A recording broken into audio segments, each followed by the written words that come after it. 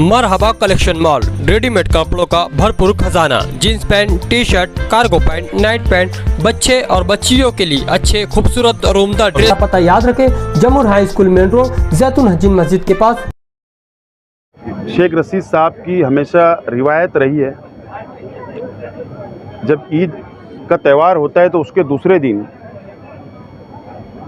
ईद मिलन programme Sheikh Rashid साहब हमेशा रखा करते थे। आज शेख रशीद साहब दुनिया में नहीं है।